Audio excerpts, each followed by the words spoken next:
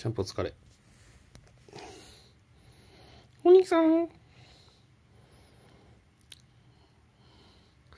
お兄さんさ、外出るの楽しいよね。僕さ、外出られないの。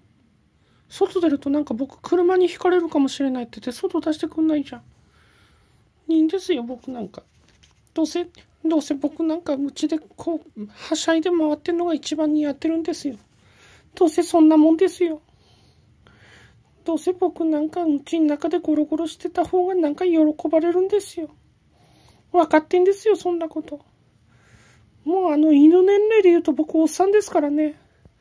言われなくてももう分かっちゃうんですよ。おっさんになっちゃうと人生なんか分かったふりになっちゃうよね。ああ。もう今日画面外れてちょっと勝手にボサボサ喋っていいですか？もうおっさんになるとね、見えちゃうんですよ、先が。